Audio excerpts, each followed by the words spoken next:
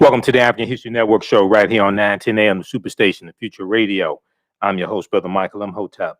It is Monday, April 26, 2021, and we are live. Hope everybody's doing well. It's been a very, very busy day, very busy news day. So we're going to discuss some of these stories that took place today.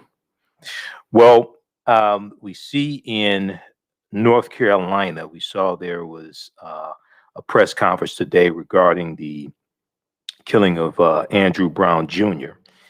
And body cam video shows his hands were on the steering wheel before North Carolina deputies shot him, according to family and attorneys. Now, only 20 seconds of the video was allowed to be seen by attorneys and two family members. We're going to talk about this a little bit.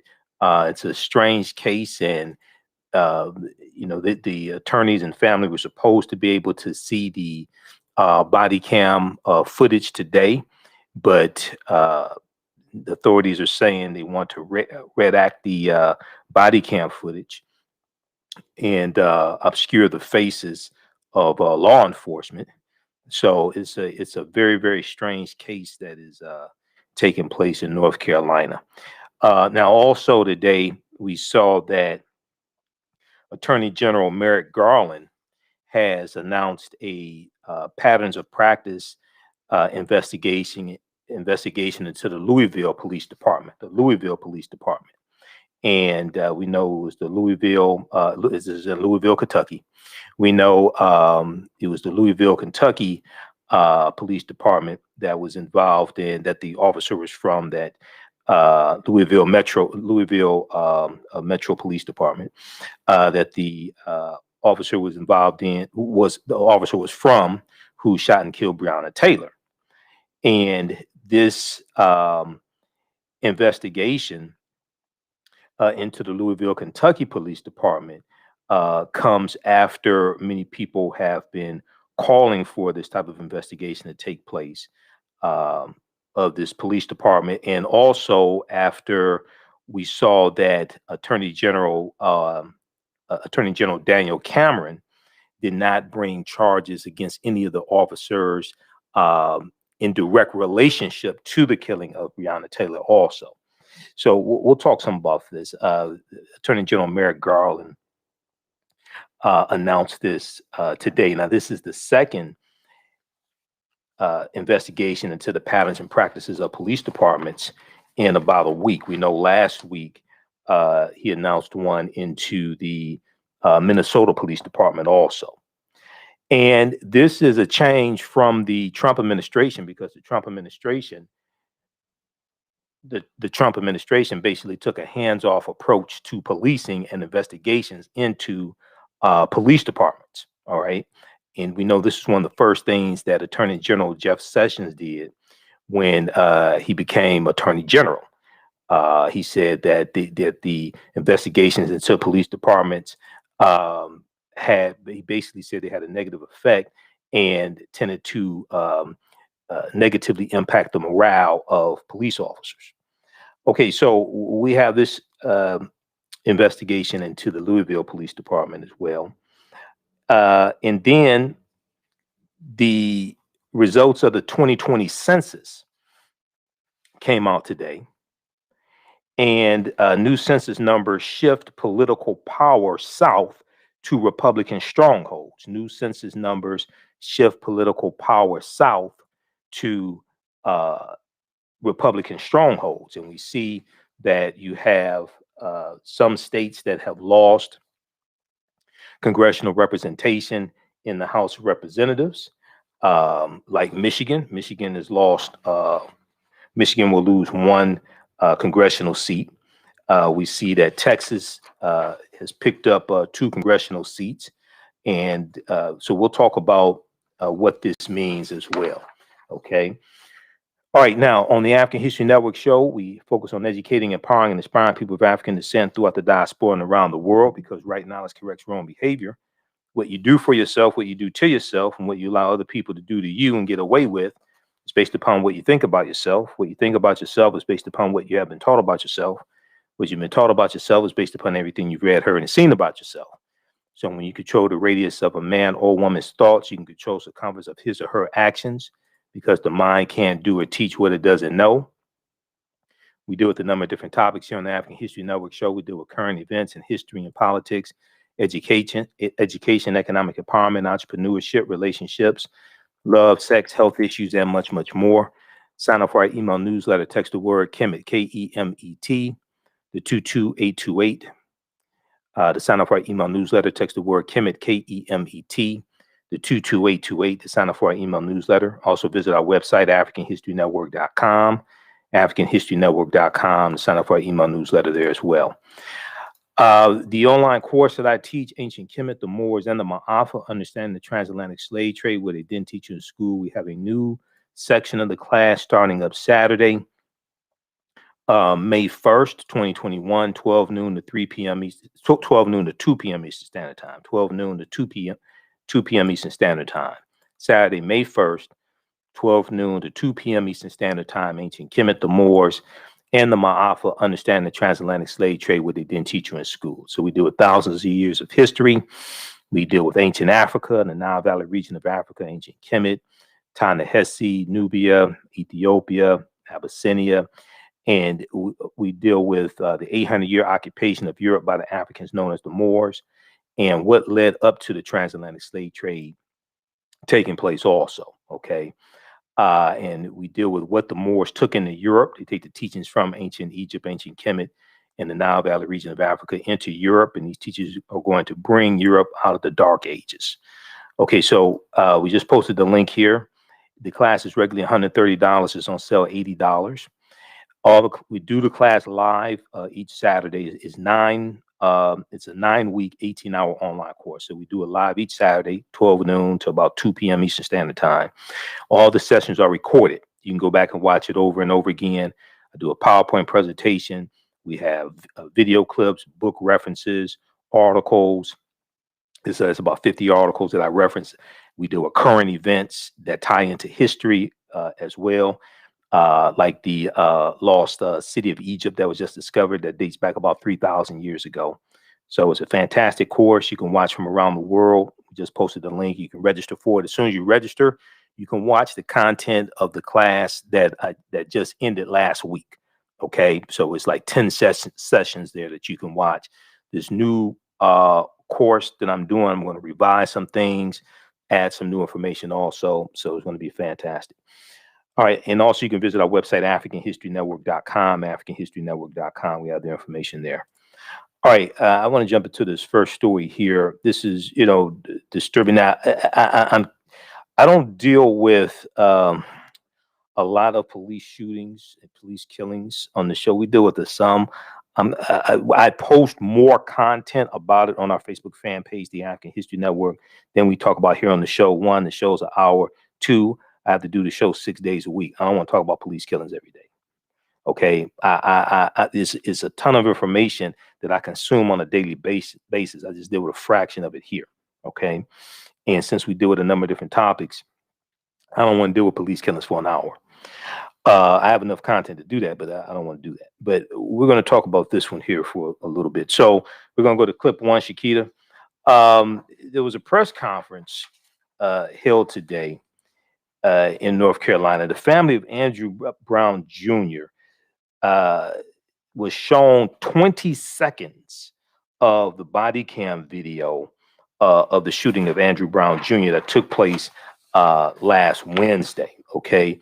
Now, attorneys for the family of Andrew Brown Jr. say they are outraged after Brown's family was shown only a snippet of the body cam video. Attorney Benjamin Crump said, "We do not feel that we got transparency." One of the families, he's one of the family's attorneys. He said, "We only saw a snippet of the video when we know that the video started before and after what they showed the family." Let's go to this clip, Shakita.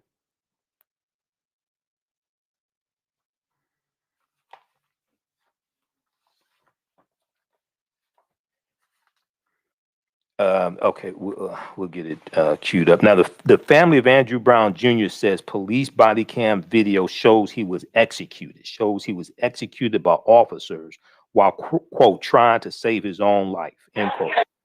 Press play. Demands to see the body camera video finally met this afternoon. Andrew Brown Jr.'s family watched it 20 times before concluding the shooting was what they call criminal. Dad got executed just by trying to save his own life. Just as troubling, they say, Pasquotank County released only 20 seconds of footage from one officer's body camera. Lawyers for the Brown family say at least 8 other deputies also recorded the events. Why is it that they get to choose what's the pertinent parts of the video to show the family? Grainy images snapped by a witness show the aftermath. Brown's windshield with at least 4 bullet holes. The shooting unfolded early Wednesday when deputies served a warrant on Brown for allegedly selling illegal drugs. Ashley Bechtel with catty corner across the street upstairs looking out her bedroom window as deputies arrived. He pulled up in that driveway, or he lost control, went in that driveway and hit that tree. Bechtel is related to the victim through marriage. And they shot out the back window of his car. And he lost control and he ended up across the street. And he hit a tree. They crowded around his car. They were shooting the front window of his car. From where you were standing, did it appear that his car speeding away could be perceived as a threat to the officers where they were standing? No, because they were standing behind him. 7 deputies have been placed on administrative leave while authorities investigate. Tonight, the county in a statement says in part, state law allows us to provide a private viewing of the body camera footage to the family. The law also allows us to blur some faces on the video, and that process takes time. As the city now prepares for more protests tonight, the lawyers representing Andrew Brown say they'll now conduct their own private autopsy to determine if, as they allege, Brown was shot in the back. Okay, pause it right there. We'll continue this on the other side of the break. Listen to the African History Network show right here on the Antenna and the Superstation of Future Radio. I'm Michael Imhotep. We'll be back in a few minutes. Stand by, everybody. Stand by. We'll be back from break in about 3 or 4 minutes. Stand by.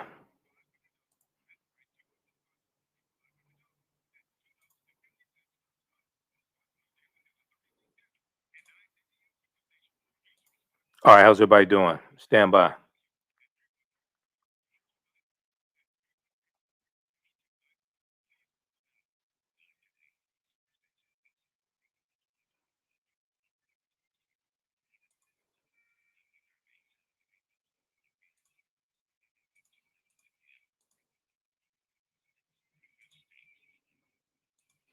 Okay, how's everybody doing? We have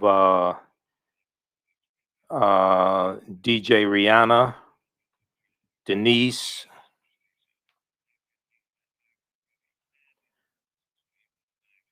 we got Robert, Shirley, just a few of the people watching. Share this broadcasting on social media platforms. We'll be back from break in 2 minutes.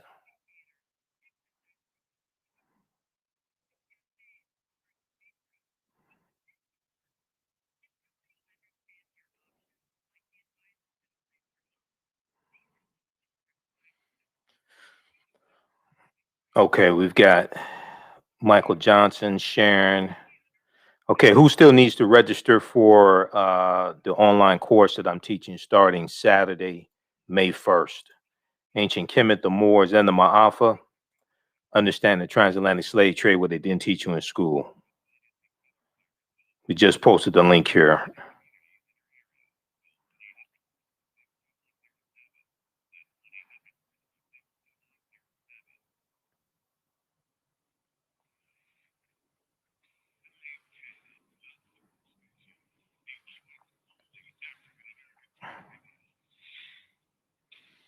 Welcome back to the African History Network show right here on 910 AM, the Superstation, the Future Radio.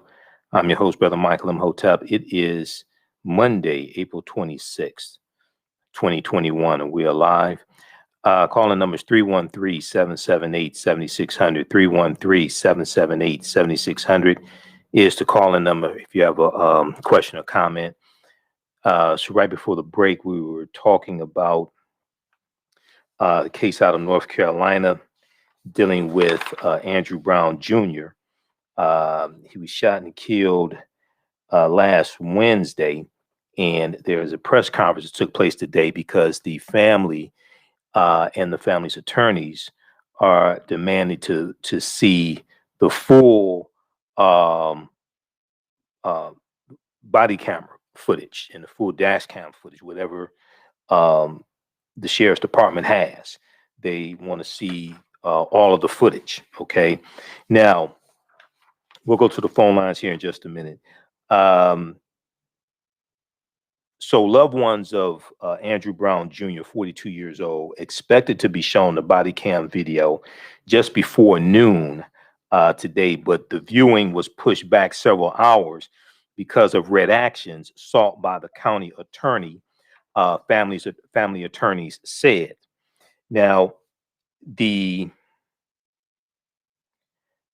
gonna go to clip 2 here in just a second, Shakita. But even in 20 seconds of the video, Andrew Brown Jr.'s loved one said it was clear that he was not a threat to law enforcement and should not have been gunned down. They said he was not a threat to law enforcement and should not have been gunned down. Now, Roland Martin is down in North Carolina. He did a number of interviews. He's live on location down there.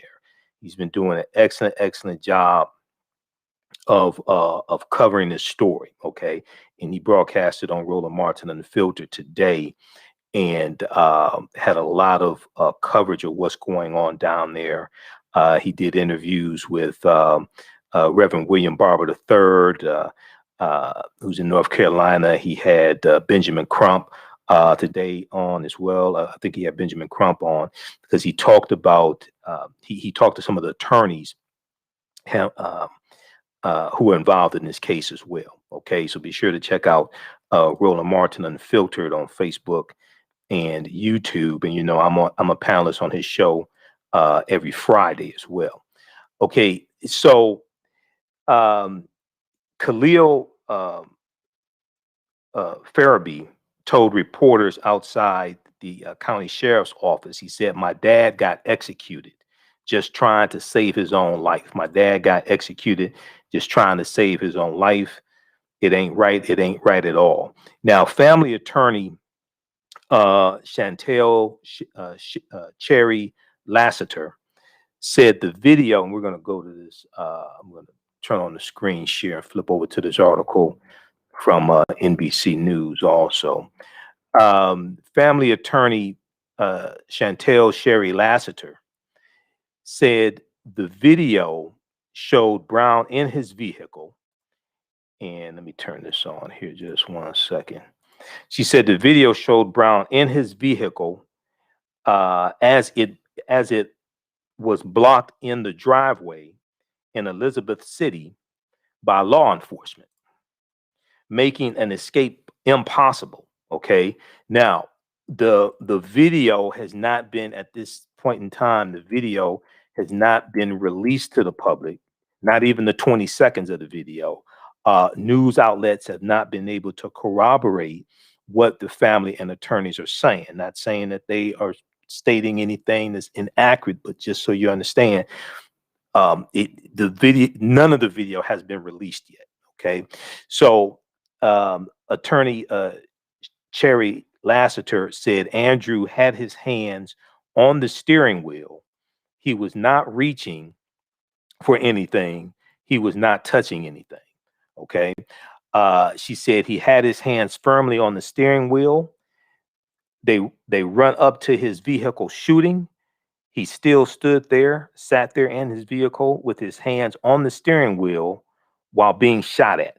We're going to go to clip 2 here. This is from the press conference today. This is the second press conference. This is today. This was after they were able to view 20 seconds of the video. Now, following the fatal shooting of Andrew Brown Jr., the police only showed the family a 20-second body camera video of the incident, and it's only from one body camera. Okay, there were multiple officers involved, but the family was only shown one body camera and only 20 seconds of that footage. Attorneys along with the family demanded to see all footage from the deadly shooting and asked for full transparency. Let's go to this clip.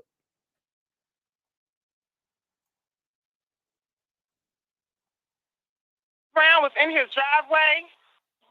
The sheriff truck blocked him in his driveway, so he could not exit his driveway.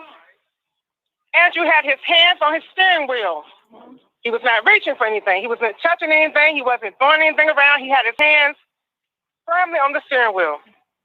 They run up to his vehicle shooting. He still sat there in his vehicle with his hands on the steering wheel while being shot at. We want to say on the record from the onset, we do not feel that we got transparency. We only saw a snippet of the video. When we know that the video started before and after what they showed the family. And they determined what was pertinent. Why couldn't the family see all the video? They only showed one body cam video, even though we know there were several body cam videos if they were following the law and the policy in this county that everybody has video cameras on their uniforms. It's like we against all odds in this world. My dad got executed just by trying to save his own life. You know, he was not in the officers was not in no harm of him at all. It's just messed up how this happened, man. Real. He got executed. It ain't right. It ain't right at all.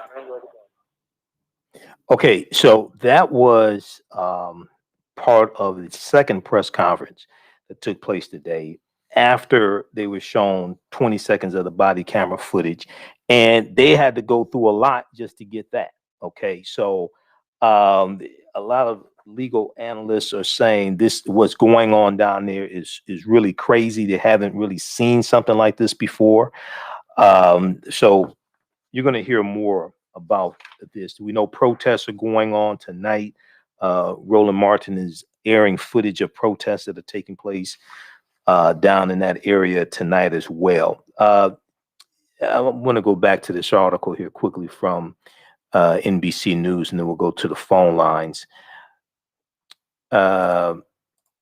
So, you know, once again, I have to use judgment in how much of these stories that I cover, because a lot of this stuff is like really, really depressing. And I consume a lot more of this than I share. And, you know, I want to balance being informative. I don't want to be inflammatory. I don't want to be depressing, but keep people informed, abreast about what's going on also. Now, the family conceded that, well, first of all, when you have incidences like this, there are no perfect victims, number one, okay? Just so people understand. So a arrest warrant was being served, and the arrest warrant was involved. It was alleged that Andrew Brown was he was being arrested for I think it was distribution of drugs. Okay, that's what it was alleged. All right. Now, whether he could be Al Capone, it doesn't mean he should be executed if that is actually what happened. Okay, that's what the court is for. All right. Now, the family conceded that Brown did try to drive away, but said he was fired upon before he tried to escape. Shell casings were flying in the video before his vehicle moved, attorney Cherry Lassiter said. She said his car was riddled with bullets, shooting him when he was not threatening them in any form or fashion. There were shell casings before he even backed out. So they were shooting at him when he was sitting there with his hands on the steering wheel in the driveway. All right, now, let's see here. Okay, let's go to the phone lines. Let's go to line one. I think we have Arthur, line one. Arthur, welcome to the African History Network show. Tell us where you're calling from. Hey, Mike, I'm calling from the Philadelphia area. Oh, Philadelphia. How you doing? Good. I don't know if you're aware of what's going on here that's rocking our area right now, the Black community. Mm-hmm. But it was recently reported in the newspaper as of last Friday, I think Thursday or Friday, they discovered that a University of Penn professor, in collaboration with Princeton University, has been using the bones of one of the victims of the move situation, one of the girls, has been using the bones in her anthropology class and a seminar apparently that she recorded as well. Yeah, I read about that a little bit. Yeah. Go ahead and finish. I wanted to bring that to your attention. Yeah. Okay. Yeah. So the move bombing, that was about 1980, 81 in Philadelphia.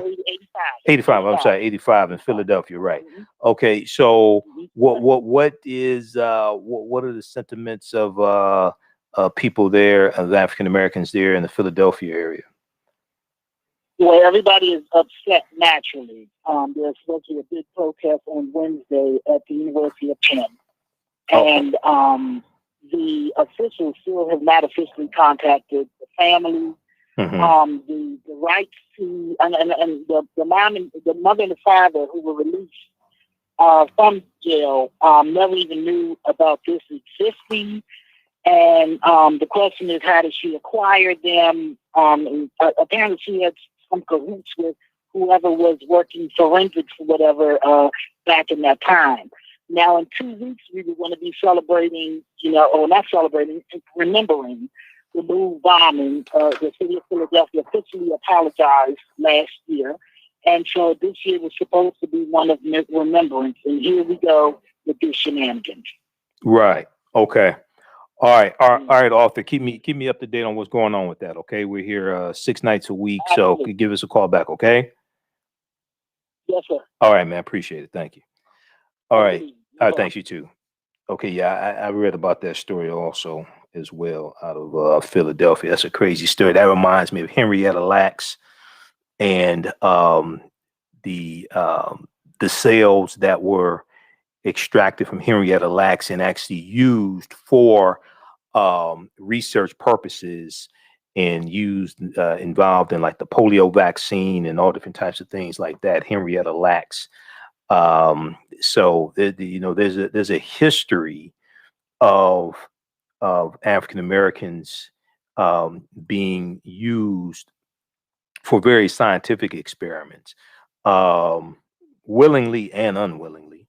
But even going back to J. Marion Sims, who's known as the father of modern gynecology, and J. Marion Sims doing experiments on enslaved African people, especially enslaved African women, and doing surgeries on them without anesthesia, all different types of things like that. So yeah, there's a history surrounding this. Dr. Dana Ramey Berry wrote a book called, I have the book here. I interviewed Dr. Dana Ramey Berry. What is it called? A Pound of Her Flesh or something like that. We'll have to look up the name of that book. But Henrietta Lacks, yeah, her cells were used. I talk about Henrietta Lacks in the lecture series I do, Great African Women in History, the Mothers of Civilization. There was the book by Rebecca Skloot, Skloot, Rebecca Skloot, called The Immortal Life of Henrietta Lacks. The Immortal Life of Henrietta Lacks. If you saw the movie Think Like a Man, that's based upon the self-help book that Steve Harvey wrote, and in Think Like a Man, you have Kevin Hart and Gabrielle Union and Megan Good. There's a scene in the beginning of the movie where Megan Good talks about I think it was some guy that she was dating or something, but he read the book The Immortal Life of Henrietta Lacks. Okay, so it's only a few seconds. If you're not familiar with the book, you're not familiar with Henrietta Lacks, you don't know that it was even mentioned in the movie.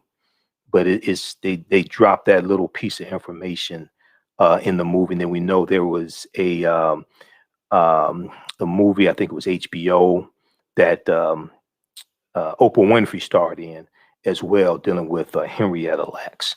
But we're going to go to clip 3 in just a minute here, Shakita. But being that we mentioned Henrietta Lacks here very briefly, I want to go to a slide from my presentation, Great African Women in History, the Mothers of Civilization. Henrietta Lacks was a poor tobacco farmer in Virginia. In 1951, a scientist at Johns Hopkins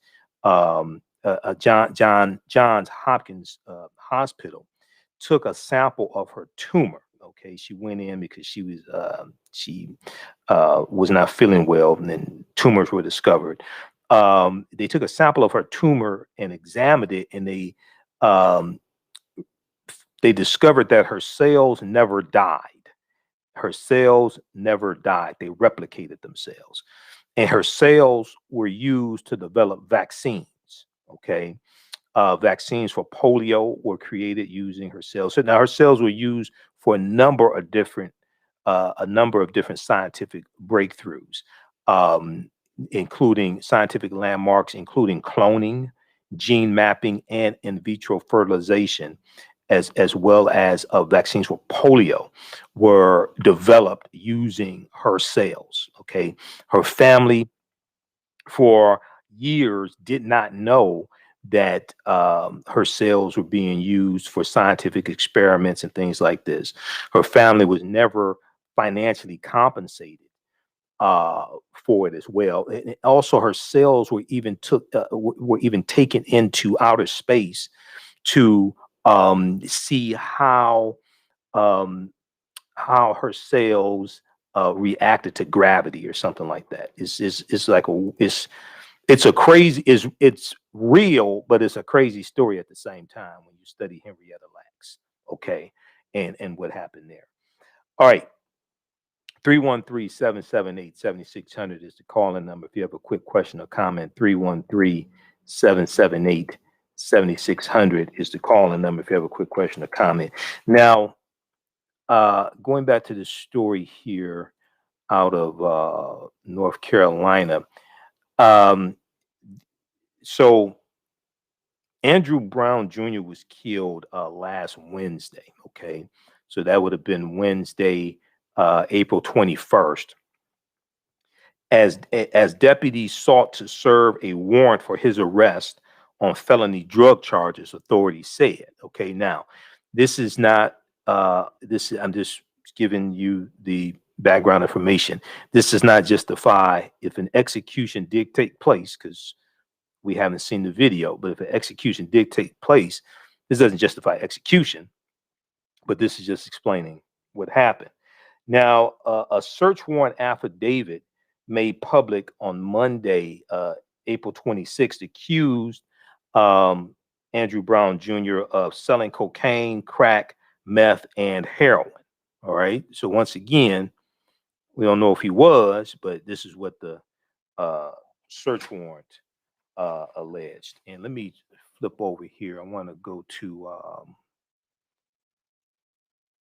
I want to scroll down just a second here. Okay. Here we go.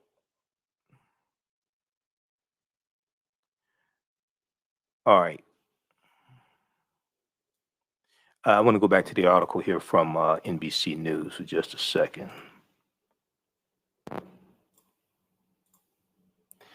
All right, now, the county attorney, R. Michael Cox, COX,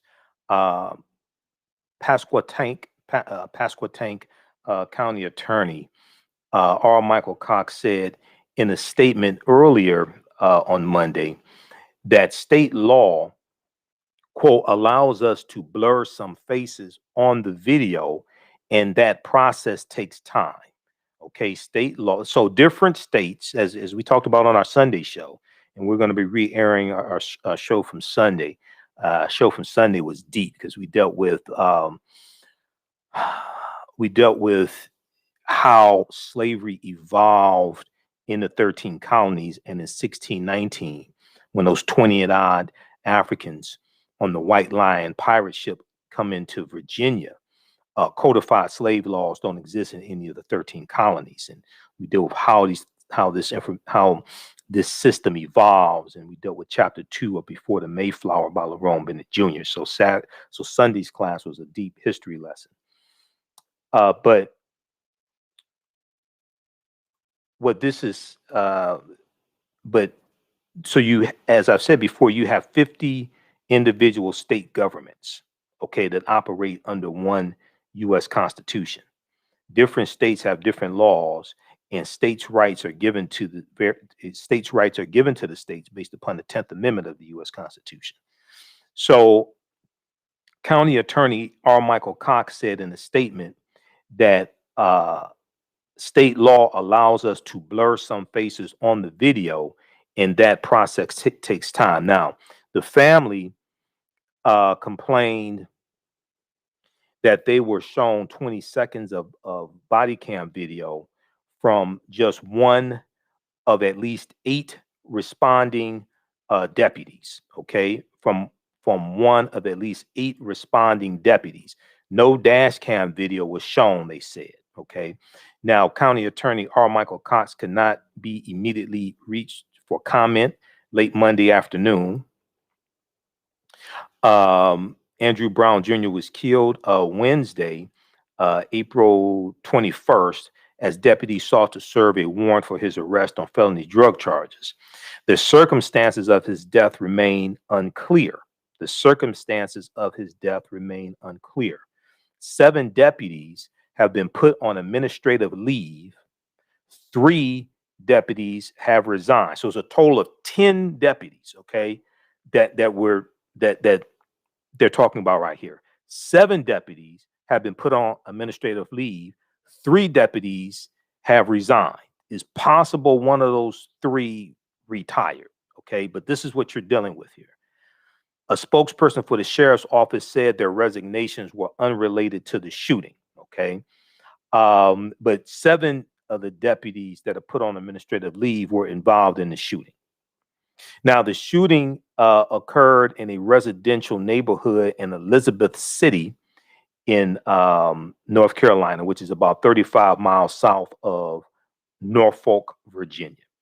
All right, now, also a state of emergency has been declared in Elizabeth City as well.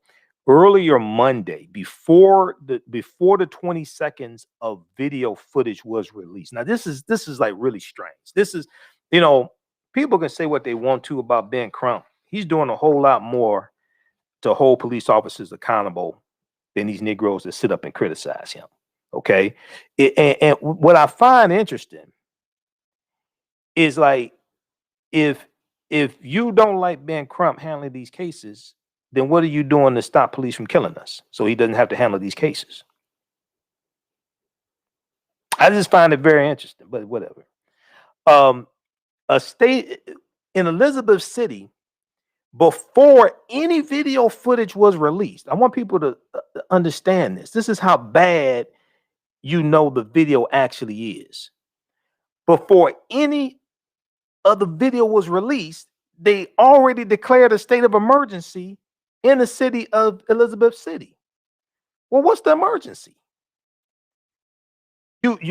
Is it because the video is that bad That's why you're declaring a state of emergency. Earlier Monday, Elizabeth City Mayor Betty Parker declared a state of emergency ahead of the release of the video and a potential, quote, period of civil unrest, end quote. The video can be publicly released only by a judge. And now, Attorney Benjamin Crump said something very interesting today.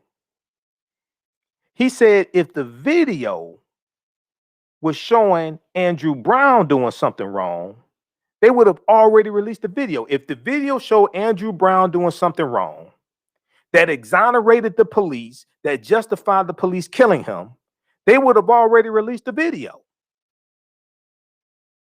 But they haven't released the video, but they're calling for a state of emergency.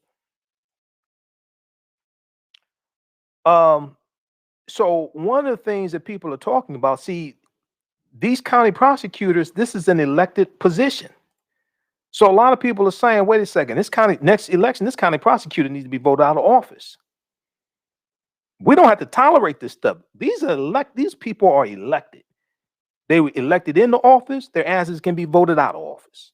That's all it is to it. All right, very quickly here, let's go to the phone lines. Let's go to John, line 2. John, thanks for holding. Welcome to the African History Network show. Tell us where you're calling from, John. Do we have John, line 2?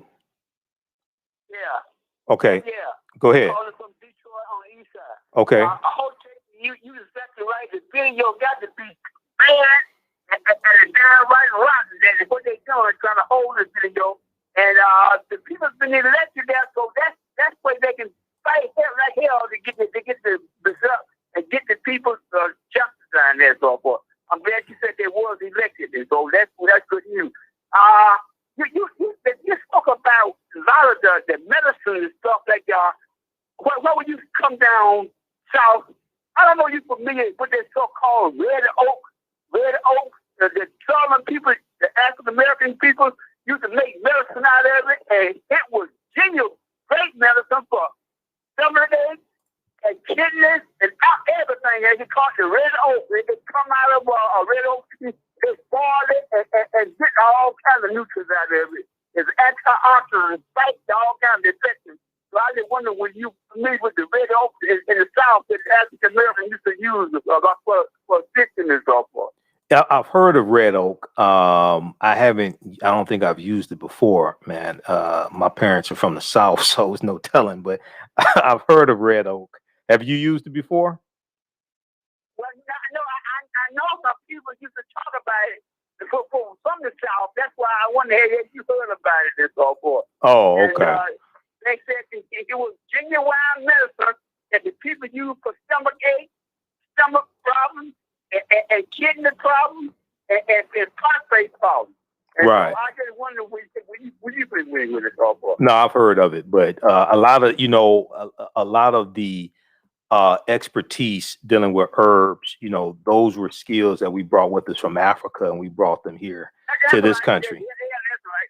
That's right. That's why I wondered, Yeah. That's right. Okay. Yeah, we brought them here to this country. So. Okay. All right, John. Thanks for calling. Keep listening.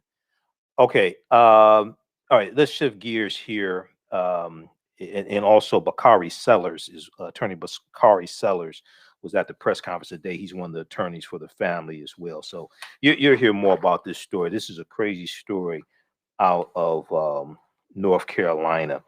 I want to go to this next story. We're going to go to Louisville, Kentucky. We're going to go to Kentucky for this one here. Attorney General Merrick Garland has announced another investigation into the patterns of practices of police departments. This one deals with the Louisville, Kentucky Police Department. And this is after the killing of Breonna Taylor. All right. Let's go to clip 3. Shakita, the Department of Justice announces an investigation into the patterns and practices of the Louisville Police Department. Healthcare worker who was shot to death in her own apartment by police during a botched effort to serve a search warrant a year ago was one of the catalysts for a summer of nationwide protests.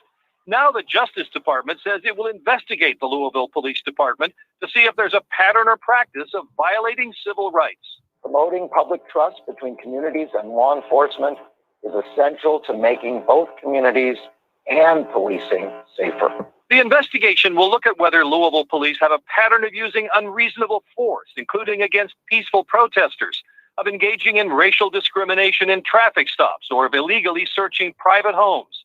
It will also look at how police are trained and supervised and how they're held accountable when things go wrong. Both Louisville's mayor and police chief say they welcome the Justice Department's investigation. I think that it's necessary because police reform, quite honestly, is needed in near every agency across the country. With last week's announcement about Minneapolis, this now makes 2 new civil rights investigations of police departments, and tonight officials say there will be more. Okay. So now this is what happens. This is an election. This is a consequence of elections. Elections are consequences. Okay. This is a big difference between the Trump administration that took a handoff approach to policing and the Biden administration that is focused on holding police officers accountable.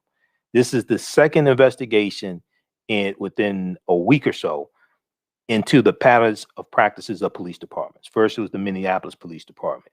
Washington Post, New York Times have articles dealing with this. Justice Department to investigate Louisville police practices after Breonna Taylor fatal shooting. Attorney General Merrick Garland announced Monday that the Justice Department will open a civil rights investigation into the Louisville Metro Police Department 13 months after the shooting death of Breonna Taylor, a African-American woman whose killing was among the flashpoints that sparked mass social justice protests across the nation last summer 2020. Now, Attorney General Merrick Garland said the federal pattern or practice probe will seek to determine whether the Louisville police have engaged in a history of abusive and unlawful tactics with little accountability. Abusive and unlawful tactics with little accountability. Marking the second time in 5 days, Attorney General Merrick Garland has sought to use federal power to examine a local law enforcement agency's use of deadly force. Okay, now you've got Trump was in office for 4 years. There was one investigation under the Trump administration. There were 24 under the 8 years of President Barack Obama. There were more investigations under President Obama than any previous president. Okay, now the Department of Justice was given the authority to investigate police departments. That's part of the '94 crime bill. That's where that power comes from, the 1994 crime bill that very few people actually understand because they haven't researched it. But that's a whole nother story. Those watching on our Facebook fan page, The African History Network, The African History Network, and our YouTube channel, Michael Imhotep, keep watching. We're going to keep broadcasting for a few more minutes. We're out of time here on 910 AM, the Superstation, WFDF. If you like this type of information, also, you can support the African History Network, $ the AHN Show through Cash App, $ the AHN Show through Cash App, also through PayPal, paypal.me /the AHN Show, paypal.me /the AHN Show, or at our website, AfricanHistoryNetwork.com. Click on the yellow donate button. Remember, right now, it's correct wrong behavior. It's not over till we win. Wakanda forever. We'll talk to you tomorrow night. Peace. All right. Stand by. Let me disconnect this call. Okay. All right. Stand by. Now, hopefully, people in Kentucky will vote Attorney General Daniel Cameron out of office next election, because that's an elected position also. So you see, there's a big difference between Attorney General Keith Ellison, okay, of Minnesota, whose office prosecuted Derek Chauvin and got him convicted. There's a big difference between Keith Ellison, who's African American, and Daniel Cameron, who's African American. Elections have consequences. All right. we'll take a quick break here. You're watching the African History Network show. Everybody share this broadcast on your Facebook fan page, on your Facebook pages and your YouTube channels, etc. And we'll be back in a few minutes. Gain knowledge in minutes from insightful summaries of progressive and socially conscious books. Blacklisted gives you access to curated content that'll satisfy your curiosity to learn and understand different perspectives. Empower yourself through inspirational and actionable ideas. It's easy to read or listen to on the go. Blacklisted. Empower yourself. Start your free trial today.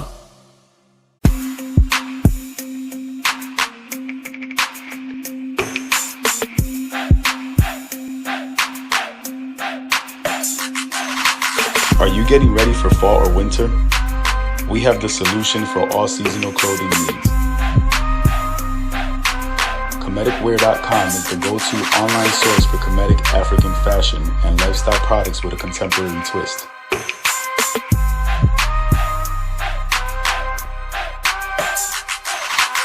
We're committed to offering unique styles reflecting our African heritage.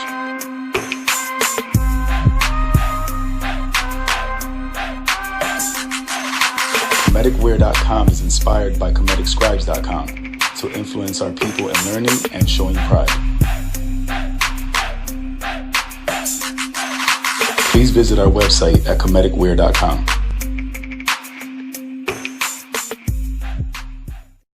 We all know the cannabis industry is headed toward an uprise in the past decade. What happens when there is a brand that brings this uprise in a blow? The cannabis industry welcomes her uprise. Hustle her hemp. Delivering excellence with pride is her watchword, and how you choose to embrace it makes it a priority. From cultivating rich cannabis into exquisite and tastefully finished CBD products to delivery, Hustle Her Hemp leaves no stone unturned. Hustle Her Hemp's mission is to empower women of color by building business and creating legacies, uniting beauty, health, and business. We are a pure definition of how we want the CBD industry to become in the future. While we are redefining innovation, we bring the same energy to improving the quality of life. Hustle Her Hemp is the new uprise.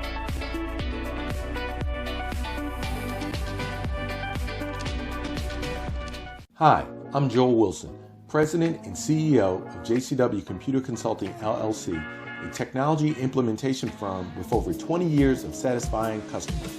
We offer a full spectrum of industry top-tier branded services. We are an authorized partner or reseller for Lenovo, Zoom, T-Mobile, Microsoft 365 and Surface tablets, Google Workspace, Acer, Asus, Samsung, PCmatic security software, and many more. Our online store features laptops, Chromebooks, computers, printers, accessories, and software. Businesses, take advantage of our free 1-hour Zoom tech consultation and know we offer top nationwide high-speed internet service providers, voice over IP, and cellular phone services. Home users, don't miss our current in-stock Chromebook inventory. Please visit us at jcwcc.com or call 215-879-67. Welcome back to the African History Network show right here on Facebook and YouTube. All right, follow us on our Facebook fan page, The African History Network, The African History Network, and our YouTube channel, Michael Imhotep, IMHOTEP, on Facebook and YouTube. Okay, I want to go to this next clip here. This deals with the investigation that Attorney General Merrick Garland announced today into the patterns of practices of the Louisville Police Department.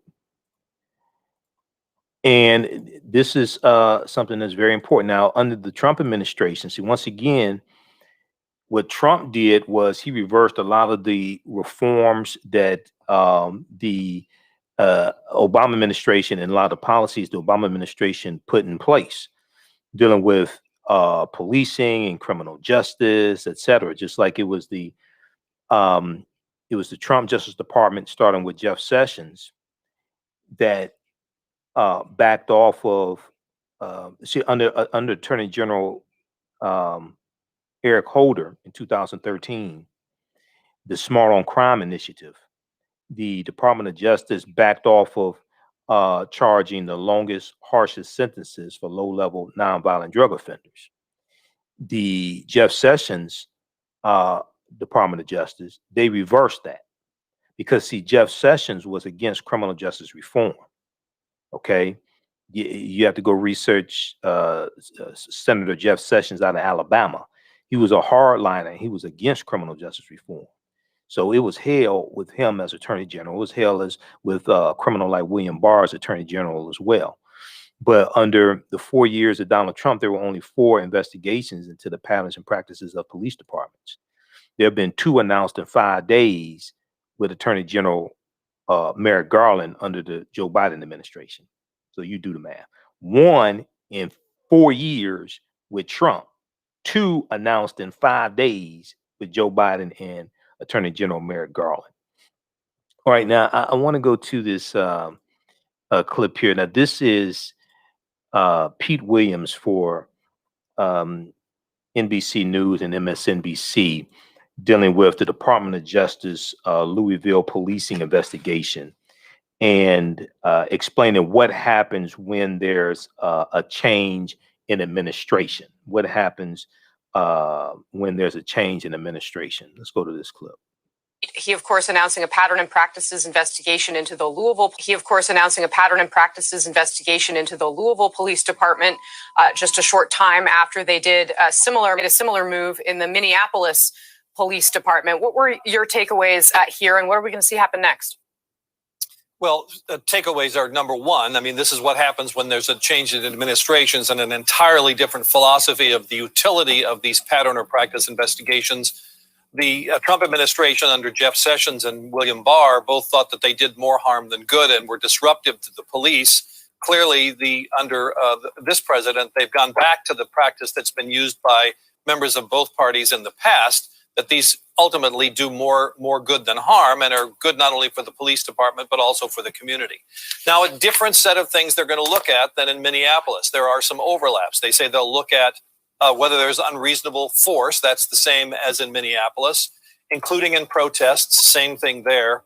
But then this is a little different, looking at whether Louisville police engaged in a discriminatory practice of pulling people over, driving while black in essence, unreasonable, unconstitutional stops, searches and seizures. And then, of course, the key to the Breonna Taylor case, search warrants on private homes. It was during the application of a search warrant, the execution of a search warrant, that whole botched operation ended up in her death and was one of the leading components of the Black Lives Matter protest. And then also on the question of unlawful discrimination based on race and handicapped people, he specifically mentioned here the American with Disabilities Act and whether the police department is conforming with that. And then, as in Minneapolis, look at the policies of the police, how are they trained, and whether they're held accountable. And in both these cases, they've now announced the launching of this pattern or practice, which is, is there a pattern or a practice of discrimination? But they've already been looking at these questions before. That there is an initial look-see before they formally announced the opening of this investigation. Yep. All right. So more to come there. That's good news. And also, there's going to be more investigations into the police departments coming very shortly. Now, Justice Department officials, and I'm looking at the reporting from the Washington Post, Justice Department officials said the Louisville investigation will be conducted separately from an ongoing criminal civil rights probe into Breonna Taylor's death. Okay, the Justice Department officials said the Louisville investigation will be conducted separately from an ongoing criminal civil rights probe into Breonna Taylor's death. The broader civil rights investigation, Attorney General Merrick Garland said, will determine whether the department engages in unreasonable force, unconstitutional searches and seizures, and unlawful executions of search warrants on private homes. It will also examine how the Louisville police tactics impact racial groups, how the Louisville police tactics impact racial groups. Now, the goal, Attorney General Merrick Garland said, and let me pull this up here. Okay. The goal, Attorney General Merrick Garland said, is to ensure the policing policies and practices are constitutional and lawful. And I want to go to the article here from the Washington Post.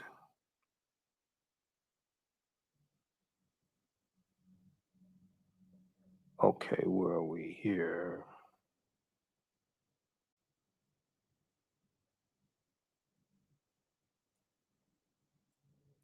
Let's flip over to the article from the Washington Post for just a second. Justice Department to investigate Louisville police practices after Breonna Taylor fatal shooting from April 26, 2021. Okay, Garland said the federal pattern or practice probe will seek to determine whether the Louisville police have engaged in systemic abuses and unlawful tactics with little accountability, making the second time in 5 days he has sought to use federal power to examine a local law enforcement agency's use of deadly force. Let me see here. Now, President Joe Biden is expected to address the issue in his first speech to a joint session of Congress on Wednesday, White House aides said. The Trump administration sought to end federal investigations of local police departments, which had been used with increasing frequency in the final years of President Barack Obama's tenure. But Attorney General Merrick Garland has moved quickly to restore the Justice Department's ability to wield federal authority to force reforms. Now, let's see here. Okay, Justice Department officials said the Louisville investigation will be separate from an ongoing criminal civil rights probe into Breonna Taylor's death. The broader civil investigation, Attorney General Merrick Garland said, will seek to determine whether the city's police force engages in unreasonable force, unconstitutional searches and seizures, and unlawful executions of search warrants on private homes. It will also examine how Louisville police tactics affect racial groups and whether the department consistently provides services required under the Americans with Disabilities Act. Now, Attorney General Merrick Garland said all of these steps will help. All of these steps will be taken with one goal in mind: to ensure that policing policies and practices are constitutional and lawful. That is the same goal as that of our investigation in Minneapolis and of every pattern or practice investigation that the department undertakes. Okay, so read the rest of this article here, because I have to get this next story. Post a link here. NBC News has a good article dealing with this also.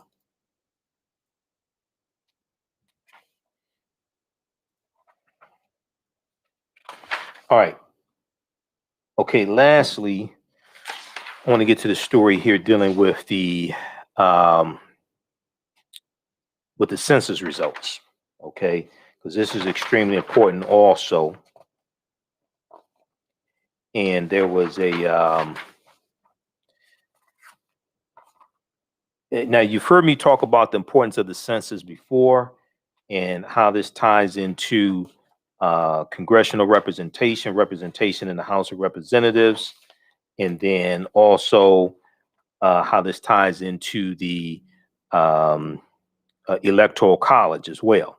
All of this is connected, and with the census, that deals with a distribution of resources. Okay, so the census is a reallocation of $1.5 trillion in resources. Also, the U.S. Census.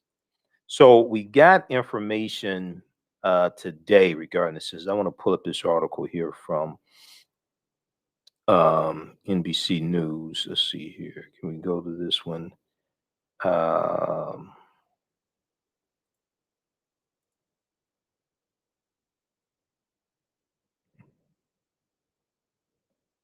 right. We'll go to this one here in just a second. So we got this information today, and we see that some Democratic leaning states will lose congressional representation. And we see that some Republican states will gain representation. Let's see here. Let me pull up this one here. Okay. And let's go to this. All right, and everybody be sure to register for my new online course that starts Saturday, May 1st, 12 noon to 2 p.m. Eastern Standard Time, Ancient Kemet, the Moors, and the Maafa, Understanding the Transatlantic Slave Trade, what they didn't teach you in school. This is a 9-week, 18-hour online course that I teach. We deal with thousands of years of history and what led up to the transatlantic slave trade taking place. All right, let's go to this article here. Okay, so Texas will pick up 2 seats in the House of Representatives in the newest census, while Democratic stronghold states will lose out.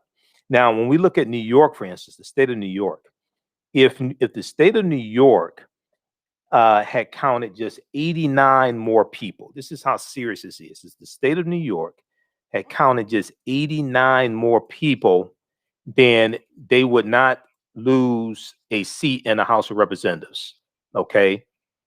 Because they're going to lose a seat in the House of Representatives, it looks like. Let me back up here. Okay. We'll get that clip queued up here.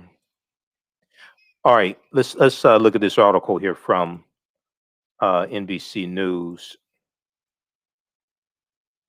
Texas picks up 2 House seats in newest census, while Democratic stronghold states lose out.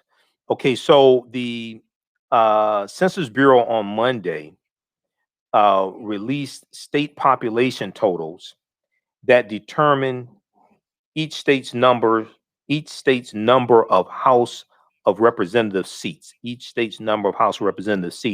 with just 7 seats moving among 13 states, the smallest shift since the current congressional apportionment model was adopted in the 1940s. Now, Texas was the big winner, gaining 2 House seats. Colorado, Montana, Oregon, Florida, and North Carolina each gained 1 seat. Now, the state of Michigan, where I am, is going to lose a seat. Illinois is going to lose a seat. Pennsylvania will lose 1 as well. I want to pull up this graphic here from ABC News.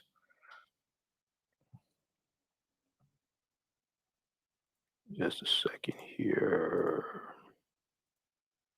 Okay. This shows you the breakdown. So when we look at the House of Representatives, gaining seats will be Colorado, Florida, Montana, North Carolina, Oregon. They will all gain 1 seat in the House of Representatives. Texas will gain 2 seats in the House of Representatives. Losing seats in the House of Representatives will be California, Illinois, Michigan, New York, Ohio, Pennsylvania, and West Virginia. They'll all lose 1 seat in the House of Representatives. This means that most of these states are Democratic states. Ohio's not, but let's look at California, Illinois, Michigan, New York, Pennsylvania. Those are Democratic states. They're going to lose, those 5 collective states will lose 5 votes in the Electoral College. Okay. People don't understand, a lot of people don't understand the relationship between the U.S. Census and the Electoral College. The U.S. Census deals with the population count, how many seats a particular state has in the U.S. House of Representatives is based upon population. Okay, and that comes from the U.S. Census count that's taken every 10 years. The census was created by the U.S. Constitution. The census takes place every 10 years. The first U.S. Census was taken in 1790. All right, and the census is mandated by the U.S. Constitution. So, how many electoral college votes a state has is based upon how many seats in the House of Representatives a state has. You add to that the number of seats in the U.S. Senate a state has. Every state has 2 seats in the U.S. Senate based upon the Constitution. So Michigan currently has 16 electoral college votes. Michigan is going to lose 1 because of a drop in population. All right. And what this can do is this can weaken Democratic leaning states when it comes to presidential elections. Winning the election in the Electoral College, it takes at least 270 votes for a presidential candidate to become president-elect. It takes 270 Electoral College votes. Well, how do you win the Electoral College votes associated with California, which is 66, Michigan 16, Texas 38? How do you win the Electoral College votes? You win the Electoral College votes by winning the popular vote in the state. You have to win the popular vote in the state, and whoever wins the popular vote in the state, they win the Electoral College votes associated with the state. Okay, you have a few states where it is proportional, where they will the winner and the challenger, they will split the Electoral College votes, but most states is winner take all. Okay, most states, so like in Michigan, is winner take all. Okay, so Joe Biden won Michigan; he got the 16 Electoral College votes associated with Michigan. I want to go to this clip here from MSNBC. This is Steve Kornacki breaking down the numbers and explaining which states lost or gained seats in the House of Representatives from the 2020 census results.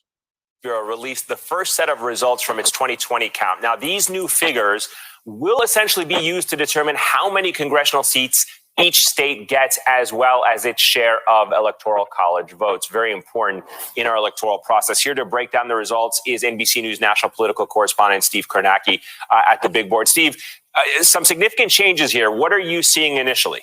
Yeah, some interesting changes. Remember, what you're going to see here, these are the number of House seats that each state is going to have starting with the 2022 midterm elections for the next decade. So here, let me show you the changes here. First of all, the states that are going to be gaining seats, or a seat at least, in the House. This is the list. There are half a dozen states that are going to be gaining, led by Texas, the only state that's going to have a gain of more than 1 seat. Texas will end up with 2 additional seats in the House. That reflects, again, just growing population in Texas, growing population relative to other states around the country. Texas will now have 38 House seats starting in next year's midterm elections for the next decade. That's a gain of 2 for them. Florida is going to pick up a seat. They're going to be up to 28 House seats. North Carolina, 14. They're going to be up a seat. Colorado, Oregon, Montana. Some long-term trends here. We talk about decade after decade. Texas, Florida, North Carolina. These are states that have been gaining. The Sun Belt's been gaining, for decades now. So these are the states that are going to gain representation. At whose expense are they going to gain seats? Let me show you the states that are going to lose House seats based on this new data. Here, for the first time in history, California became a state back in 1850. This is the first time since California was admitted to the Union that it's going to lose seats. Currently, it has 53. Starting next year, California will have 52 House seats, a decline of 1 seat there. Again, California had gone up, or at least not gone down, since its founding in 1850. This is the first time California will go down in terms of a number of House seats. New York State is going to lose 1. Illinois, And let me flip over to this graphic here so you can see this also.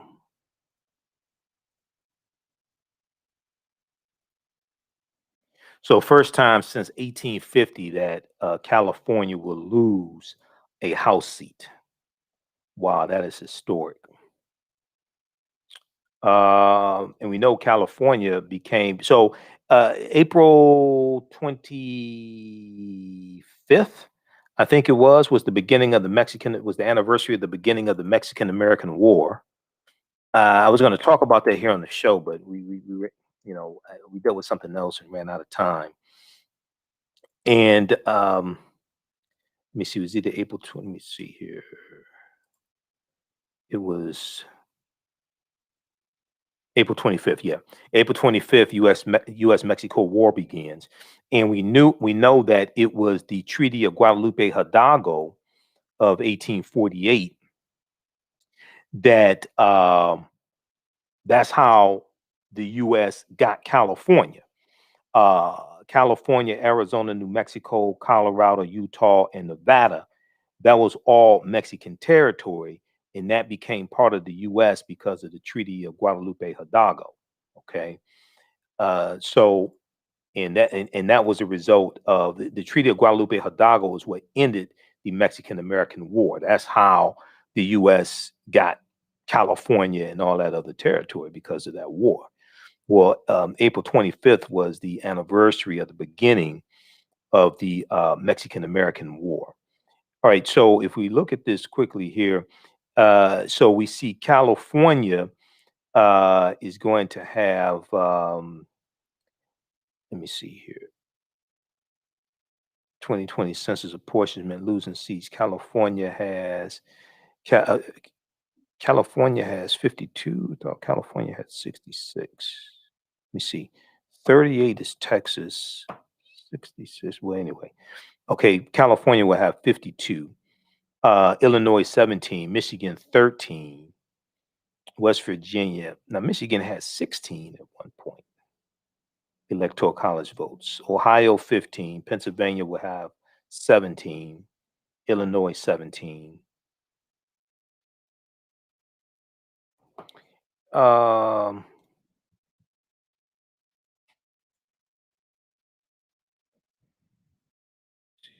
Here.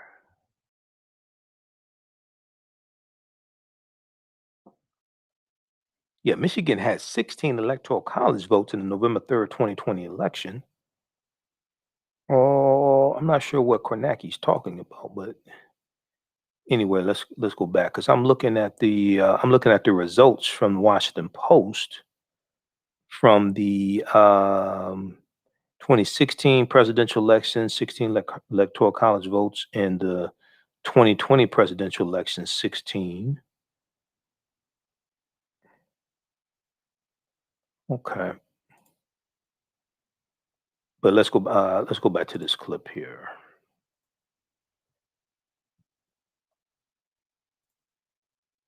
Pennsylvania, Ohio, founding in 1850. This is the first time California will go down in terms of a number of House seats. New York State is going to lose one. Illinois, Pennsylvania, Ohio, Michigan, West Virginia. Again, the big, broader, long-term trend here, Sunbelt states that we showed you on the first state, gaining over time, industrial states, Midwest states losing. And by the way, Eamon, they say these census forms matter to fill out. The difference between New York losing this House seat and walking away clean in this without losing anything, 89 more people. If there had been 89 more census forms from New York State, they wouldn't be losing a seat. Yep. That matters. Those census forms matter.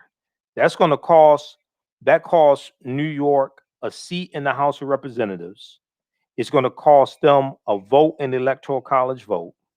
And I'm not certain, but it could cost them federal funding as well. I'm not certain on this, but federal funding is based upon when you have when you have a drop in population count, you can lose seats in the House of Representatives. Also, when you have a drop in your population count, you can lose federal funding. because the census is a redistribution of $1.5 trillion in federal funding that goes to various states. When states have an increase in population, they're going to get more money. In general, when they lose population, in general, significantly, when they lose population, they're going to lose money. Okay. So I'm not sure how much Michigan is going to lose and how much New York, but they'll probably lose some federal funding also behind this as well. But if the state of New York, if New York, and we'll go back to the article here from NBC News, if the state of New York had received 89 more census forms back, either mail them in or go online and complete it, they would not lose a seat in the House of Representatives. The losses were concentrated in the industrial Midwest, with Illinois, Michigan, Pennsylvania, West Virginia, and Ohio each losing a seat, okay, in the House of Representatives, as well as in this. If they lose a seat in the House of Representatives, that means they lose an electoral college vote also. Democratic strongholds, California and New York, each lost a seat. Census officials said New York would not have lost its seat in the House of Representatives if 89 more people lived in the state. 89 more people lived in the state. Basically, if 89 more people had to fill out the census form and they lived in the state of New York, they would not have lost a seat. The 89% difference was what separated New York from maintaining its 27th seat versus Minnesota keeping its 8th, which it managed to hang on to. The 89% difference was what separated New York from maintaining its 27th seat in the House of Representatives versus Minnesota keeping its 8th seat, which it managed to hang on to. Now, Kristen Koslap, a senior technical expert for the 2020 Census Appointment Division, said Monday, April 26, at a news conference that, quote, it's not unusual for there to be a small margin, end quote, in population that determines whether a state gets an additional seat, loses one, or maintains the status quo. In terms of total population, the census counted 331,449,281 Americans. 331,449,281 Americans, a 7.4% increase from the 2010 census. California remains the largest state and Wyoming the smallest state in the union. California remains the largest state in the union, and Wyoming remains the smallest state. The average population per House seat is 761,000 people, okay?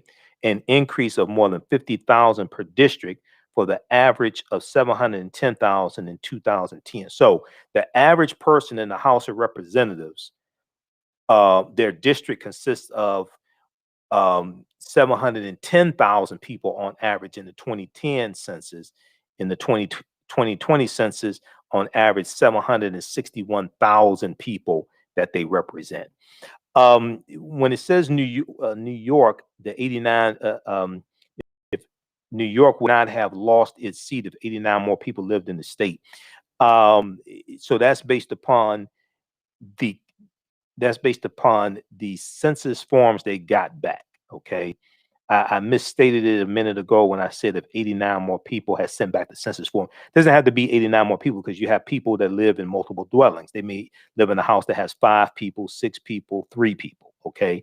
So if census forms have been sent back that total to 89 more people living in the state of New York, they would have maintained that seat in the House of Representatives.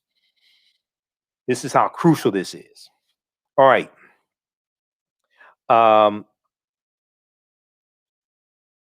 Okay, so I want to remind you that my new online course starts up Saturday, April 1st, Saturday, May 1st, 2021, 12 noon to 2 p.m. Eastern Standard Time. Ancient Kemet, the Moors, and the Maafa, understanding the transatlantic slave trade, what they didn't teach you in school. This is a 9-week, 18-hour online course. We'll deal with thousands of years of history and what led up to the transatlantic slave trade taking place. We do the class live. All the classes are recorded. You can go back and watch it over and over again. You can watch from around the world. You'll still have access to the classes.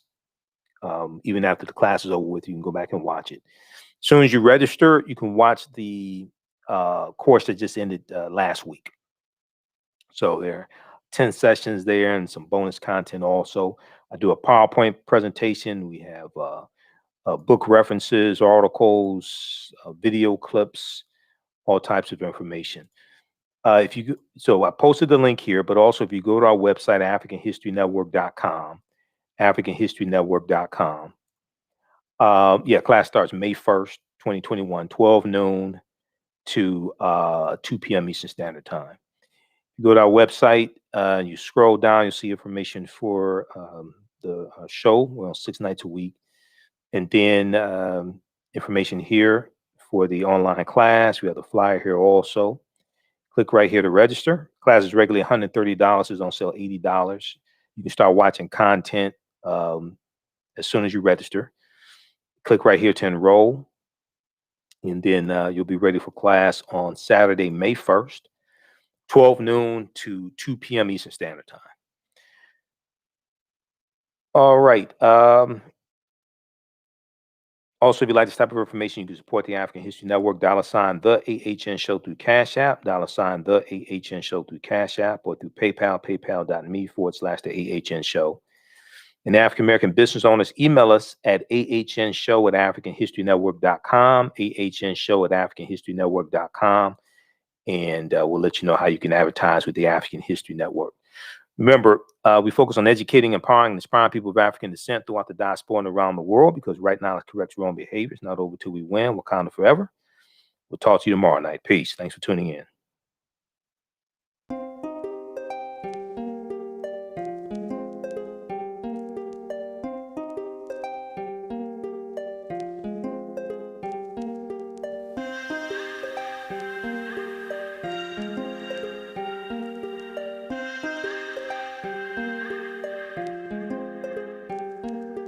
Black Bees products are a collection of natural, organic, personal care products with an appreciation of nature and bees. Our philosophy is without bees, we have nothing. We are honoring our Nile Valley ancestors who understood the importance of bees. Black Bees created a high-quality, natural, organic personal care line that would be affordable to everyone. We hope you try and enjoy our Black Bees products line and come back and visit us at blackbeesproducts.com. Digital Dandelion's Technical Solutions works with businesses like yours to create an operations manual for your business, which is something many businesses don't have. According to AARP, more than 30% of small business owners are over 50 years old. Many business owners want to retire by selling their businesses or by passing their businesses on to their children. However, according to Forbes Investment Advisors, many retiring owners' attempts to sell their businesses for retirement fail. You cannot sell your business without a business manual. Your children also cannot inherit your business because there is no way to run it. Your business does not have to die when you leave. Their business Bible products will give you the tools you need for a thriving business that can make you money even after you retire. Are you looking at increasing your business's annual revenue? Digital Dandelions can help you make at least $100,000 in annual revenue and expand your business. Speak with them today about solidifying your business. Visit digitaldandelions.com today and get a free 30-minute consultation. All right. Talk tomorrow.